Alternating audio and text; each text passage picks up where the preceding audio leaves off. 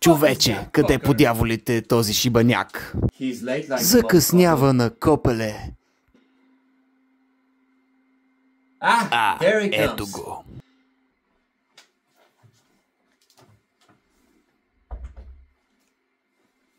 Съжалявам за неудобството.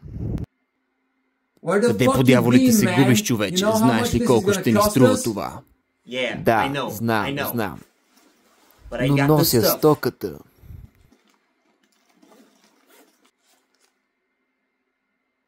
Какво по дяволите? Какво? Мамка му, братко, объркал си го. Но това не е ли? Бегай от тук с тая чубрица, човече. Не разбирам. Всъщност искахме малко сол, ако разбираш на къде бия. Не може да бъде. Съжалявам, амиго, но знаеш как продължава сделката от тук. Не, моля ви, станала е грешка. Нека оправя нещата. Твърде късно, глупако. Не!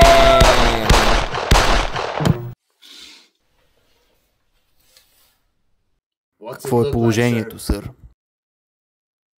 Гръм и мълни. Имам предвид случая, сър. Да. Нека направим малка ретроспекция. Убиецът е влязъл през тази врата.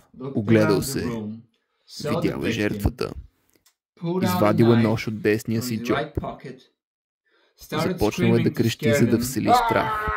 Затичал се към тях и им е разрязал врата, след което е скочил през прозореца.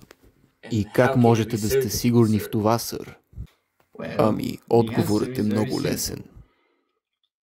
Това е защото аз съм убиецът. Ред в залата. Господин Джонсън, моля, представете защитата си пред съда. Ваша чест. Имайки предвид интензитета на престъплението, е много трудно да се реши какво да бъде наказанието. По-малко думи, моля. Да. Имайки предвид колко ужасно деяние е било, ще предложа смъртната присъда. Сериозен ли сте, господин Джонсън? Да, ваша чест. Какво е заключението ви? Страхувам се, ваша чест, че жертвите сме всички ние, тъй като позволихме на това отвратително престъпление да се случи. Случаят е приключен.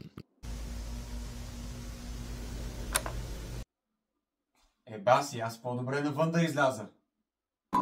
Микровълнови възгледи. Тъп до по-тъп седи, нищо за казване, ни същи лафове. Добре, че всички сме позитивните хъсвари. Изглежда, че тук ще си гледам семейството и ще ми е весело. Момчето не е зверски прост, но и не е наранен интелектуал с обесен нос, заради повсеместната посредственост. Бат, боли ме кура за баз, бе. Взимам си златните хора на островчето, планът ми е ясен.